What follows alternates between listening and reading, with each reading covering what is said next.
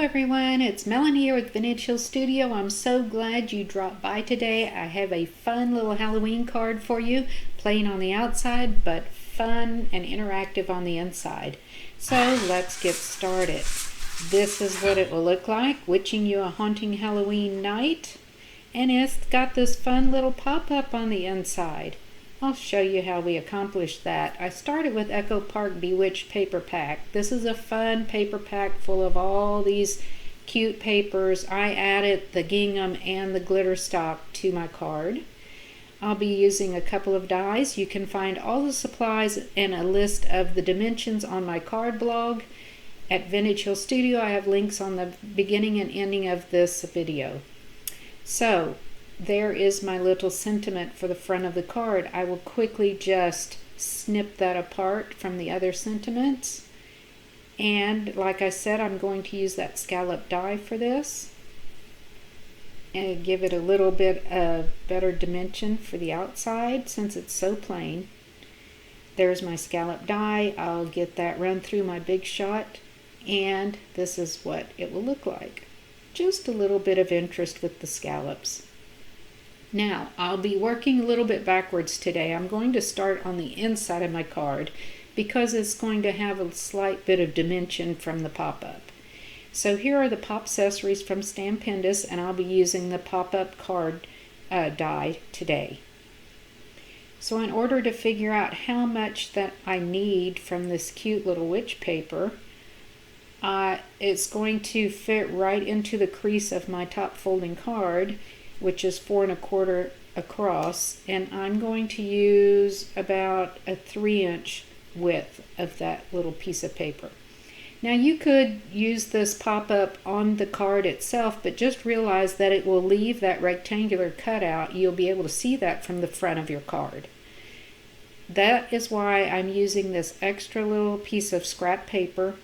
I'll run that through my Sizzix Big Shot, and it's going to cut the pop-up feature on my scrap piece of paper rather than through the front of my card. So this is just going to hide it a bit from the front of my card, but still allow me to have the pop-up on the inside. Okay, so there is the little pop-up piece.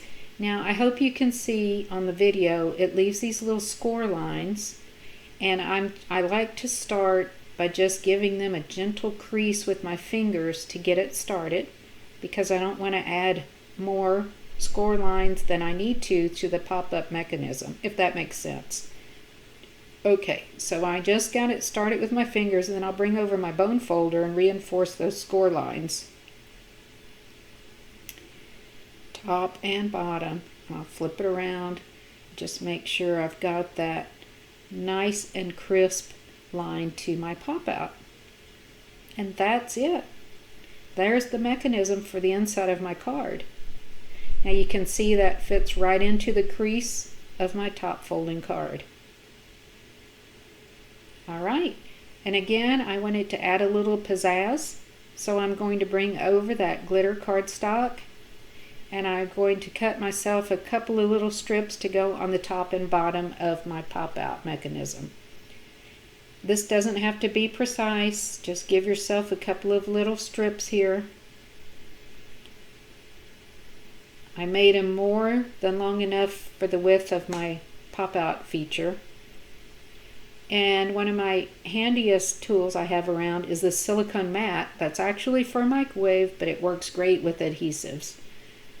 So I'll just use my tape runner here on the top and bottom. I'm being very careful not to get any of that on that pop-out mechanism. And you can see if you get any on your mat, that you can just wipe it right off with your fingers. Makes for a very good work surface when working with adhesives. Now I love to rely on my grid mat here.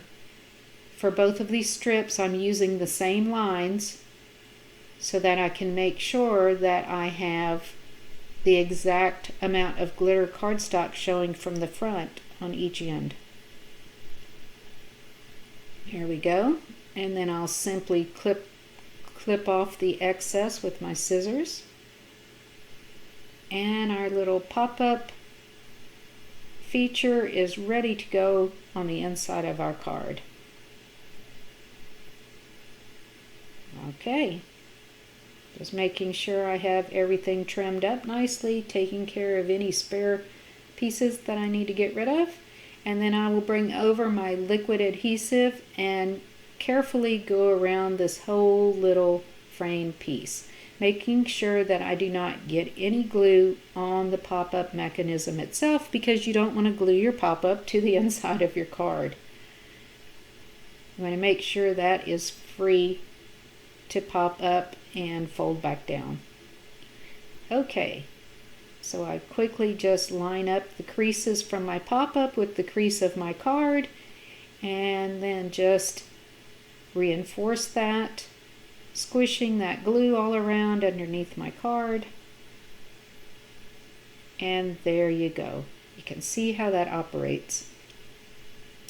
Next, I'll bring over my Happy Halloween stamp. I'm going ahead and getting everything done on the inside of my card first.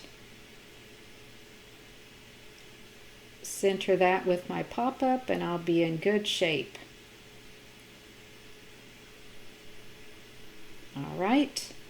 Now the only thing I have left to do is add my pop-up feature itself. In this case, I'll go back to that scrap piece of paper, and I decided to use the little witch flying around on her broom. Then I have a piece of black and a piece of that purple cardstock as well. I'm going to just layer those up like this, but I decided to add a little more pizzazz to my black circle cutout, and by using that star confetti die. I'll get that run through my Big Shot. Bring over another handy tool I have from Spellbinders. It's their tool-in-one, and it will quickly pop out all those little bitty stars. Now you can save these stars and use them for another project if you wish. Comes out pretty quickly, and that's going to allow that purple glitter cardstock to show through the black. Frames it up nicely. Isn't that cute? Just a little more of that glitter cardstock. I use my liquid adhesive, just did a few dots all around the black circle, get that adhered to my purple cardstock, and then quickly get my little witch put on the front. And she is about ready to be adhered to the pop-up mechanism. And that will completely finish off the inside of our little interactive surprise feature. Okay, now when I get ready to adhere her, I am actually going to apply my adhesive to the bottom rectangle of the pop-up, not the top. If you apply it to the top, your card will stick together. So only apply it to that bottom rectangle, get her centered up there, and then close your card and give it a good press. Get that adhesive moving around behind your circle. And there is our lovely pop-up. Isn't she cute? Now moving on to the outside, like I said, here is the sentiment. The front is fairly plain, that's okay. I've used foam tape here, and I do have it on my grid so I can center this, but I don't know what happened. I wasn't looking over my camera correctly because it's not quite centered, and that does bother me a little bit, but we're gonna move on. Everything's not perfect. This is a handmade card. It's not supposed to be perfect. Just keep going.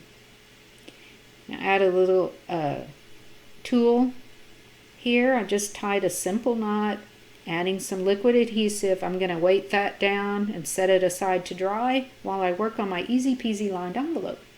I have several YouTube videos out there for you on how to line different sizes and shapes of envelopes, and this is how quickly it will go together. So I just take about an eighth of an inch off the sides and the top of a coordinating piece of patterned paper. Trim that up, slip it into your envelope, making sure that it's even from side to side, equal distance. Then just simply flip it over, fold over your flap, give it a crease, pull out your liner paper, fold it in half without creasing it. Look at the alignment of your flap, take your scissors and give it a quick snip And that's it, folks, for lining your envelopes. Why wouldn't you do it? It's so quick and easy. I mean, this is really how quickly this goes together. Add a little adhesive only to the top portion that will be on the flap, making sure that you do not cover up your gum line for sealing. Get that lined up, give it a press, and there is your coordinating lined envelopes. Just so cute, so quick. Now my very finishing touches on my envelope, I always like to use coordinating stamps, something that goes with the theme of my card. And I do a little something on the flap and a little something on the front of my envelope, and I just think it's a nice finishing touch. This little witch's hat is adorable. It's got the spider hanging from the top of the hat. I mean, how cute is that? Then I just take a couple of markers, work on the buckle and on the little hat band. And I am not loyal to any type of markers. I use whatever I have on hand. I am not worried about the markers going through this thin envelope paper because I've lined my envelope. So I'm going to be okay there on front and back. And I quickly get the shading done here to give my hat a little bit of dimension. And I'm done.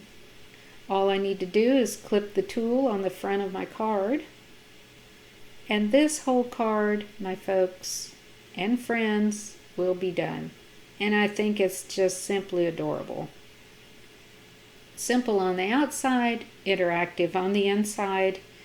Here is our finished card with our cute little witch pop-up and our lined envelope. I hope you enjoyed this video today. I'm so glad you dropped by, and I just love Halloween, so these are really fun to make, and I hope you'll give them a try too. Please feel free to subscribe, leave me a comment, tell me whether you like this card or not. I appreciate you dropping by. If you're coming from a mobile device and you don't see the subscribe on the end card, just scroll down a little bit and you'll see a red subscribe right there. I hope to see you next week. Happy crafting, everyone.